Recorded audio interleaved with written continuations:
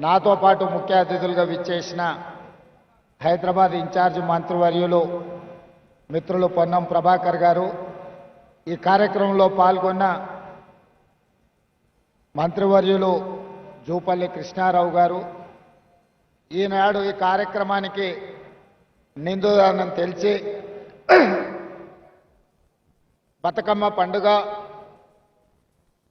దసరా పండుగ అంటే ఆడబిడ్డల్ని ఇంటికి ఆహ్వానించి ఆడబిడ్డల్ని మన సంతోషంలో భాగస్వాములను చేసినప్పుడే ఈ బతుకమ్మ పండుగకు నిండుదనం వస్తుంది.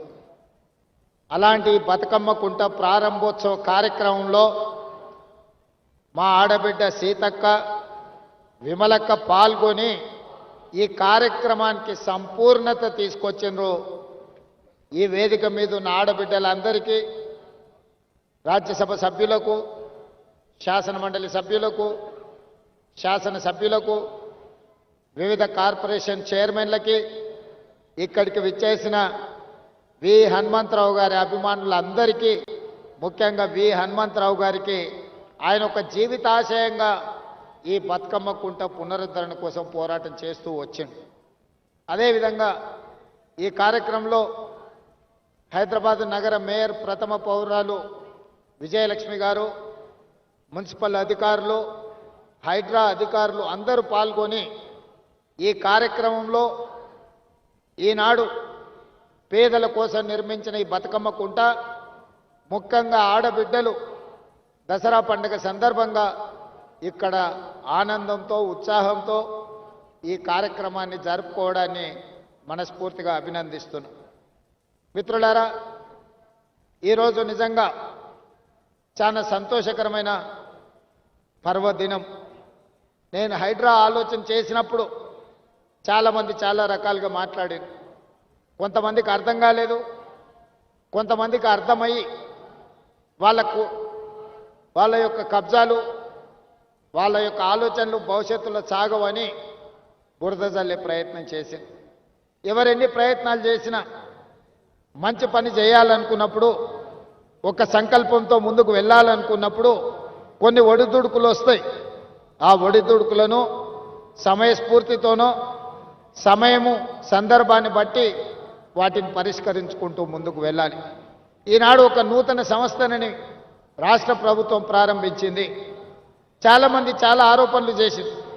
కానీ నేను ఒక మాట చెప్పదలుచుకున్నా. కోవిడ్ తర్వాత పర్యావరణంలో చాలా మార్పులు వచ్చినాయి. క్లైమేట్ చేంజెస్ అంటే ఊహించని లేనంత వాతావరణంలో మార్పులు వచ్చినాయి.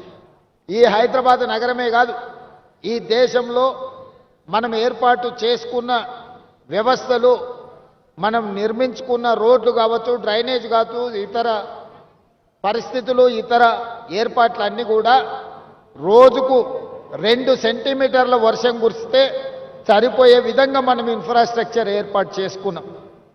గతంలో వర్షాలను బట్టి ఆనాడు నిర్మాణం చేయాల్సిన ప్రభుత్వ సంస్థలు ఒక రోజుకి 24 గంటల్లో 2 సెంటీమీటర్ల వర్షం పడితే ఎదుర్కోవడానికి అవసరమైన మనము ఇన్ఫ్రాస్ట్రక్చర్ ఏర్పాటు చేసుకున్నాం. కానీ ఈ మధ్యకాలంలో మీరు అందరు చూస్తున్నారు, 2 సెంటీమీటర్లు రోజు కాదు, గంటలో లేదా 2 గంటల్లో 40 సెంటీమీటర్ల వర్షం కురిసే పరిస్థితులు ఈరోజు వాతావరణంలో మార్పు వచ్చినాయి.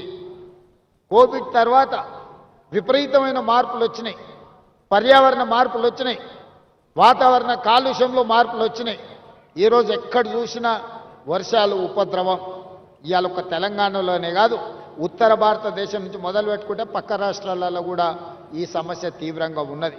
వీటిని ముందుగానే ఊహించినాం, ముందుగానే ఆలోచన చేసినాం, శాస్త్రవేత్తలతో మాట్లాడినాం. ఒక మంచి ఆలోచన చేసి ఈ నగరాన్ని కాపాడుకోవాలంటే ఈ అత్యధికంగా కుంభవృష్టి, క్లౌడ్ బస్ట్ అని ఇంగ్లీష్ అంటున్నారు, తెలుగులో కుంభవృష్టి.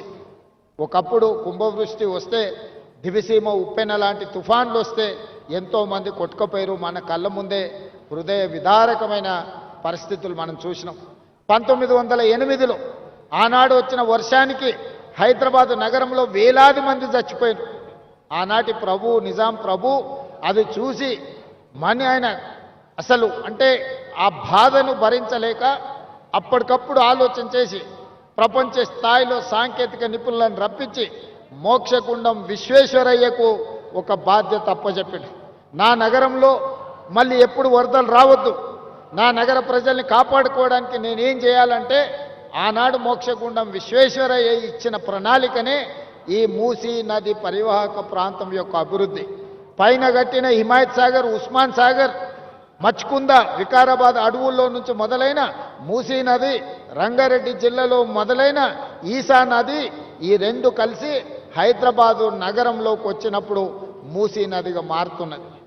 ఒకప్పుడు ఈ మూసీ నది నీటి ప్రవాహంతోనే కలకలలాడేది. కానీ కాలక్రమేణా ఈరోజు మురికి కూపంగా మారింది. మూసీ అంటేనే మురికికి ప్రత్యయ పదంగా మారిపోయింది. ఎక్కడైనా మీరు చరిత్రను చూడండి, ఏ ప్రాంతంలో నీరు ప్రవహిస్తుందో ఆ ప్రాంతంలో నాగరికత పరిడవిల్లుతుంది. ఏ ప్రాంతంలో నదులు ఉంటాయో ఆ ప్రాంతంలో అభివృద్ధి ఉంటుంది. ఆ నదులను ఇవాళ మనము చెరబట్టే ప్రయత్నం చేస్తున్నాం కొంతమంది కబ్జాదారులు. ఇవాళ అందుకే ఈ హైదరాబాదు నగరంలో ఉన్న నాలాల కబ్జాలను వదిలిస్తామని, చెరువులను విడిపిస్తామని, చెరువులను చెరబడితే తాట తీస్తామని చెప్పి తెలంగాణ రాష్ట్ర ప్రభుత్వం నిర్ణయం తీసుకున్నది. ఇవాళ చెరువులను విడిపించడం, నాలా కబ్జాలను తొలగించడం, మూసీ నదిని పునరుద్ధరించడమే తెలంగాణ రాష్ట్ర ప్రభుత్వం లక్ష్యంగా పనిచేస్తుంది. మిత్రులు కాలేరు వెంకటేష్ గారు ఒక మంచి ఆలోచన ముందుకు వచ్చాడు. రాజకీయాలకు అతీతంగా అభివృద్ధి కార్యక్రమంలో భాగస్వామి కావడానికి ఈరోజు ప్రతిపాదనలు తెచ్చాడు. ఎస్, తప్పకుండా మిగతా శాసనసభ్యులు కూడా నేను విజ్ఞప్తి చేస్తున్న, హైదరాబాద్ నగరంలో ఉన్న శాసనసభ్యులు, మీ నియోజకవర్గాలలో మూసీ నది పరివాహక ప్రాంతం ఎంతుందో ఆ బఫర్ జోన్లో కానీ మూసీ నదిలో కానీ పేదలు, అత్యంత నిరుపేదలు, తండాలలో, గూడాలలో, మారుమూల పల్లెల్లో ఉన్న పేదలు ఈరోజు హైదరాబాద్కు వలస బతకడానికి వచ్చారు. జీవనాధారం కోసం వచ్చారు.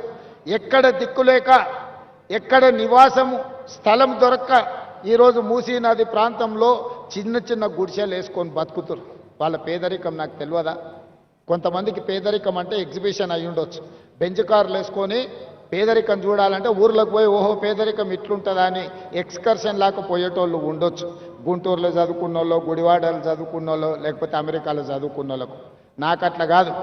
నేను పుట్టిన ప్రాంతం, నేను పెరిగిన ఊరు, పేదరికం నా కళ్ళ ముందు నేను చూసిన, దళితులు, గిరిజనులు పడే కష్టాలు నేను చూసిన, మా ప్రాంతాల నుంచి వలస హైదరాబాద్కు బతకడానికి వచ్చేటోళ్ళని నేను చూసిన. ఈ అంబర్పేట ప్రాంతంలో పోతే మా ఊరోళ్ళే చాలా మంది ఉంటారు. మా జిల్లా వాళ్ళు అయితే, మా జిల్లా వాళ్ళు అనుకుంటే ఎవరినైనా గెలిపించేటంత మంది ఉన్నారు ఈ అంబర్పేట, ఈ మూసీ పరివాహక ప్రాంతంలో.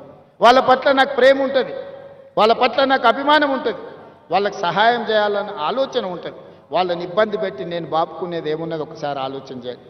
నేనేమన్నా ఈ భూమిని, మూసీ నదిని చుట్టి నా సూట్ కేసులో పెట్టి నేనేమన్నా మా ఇంటికి తీసుకెళ్తానా?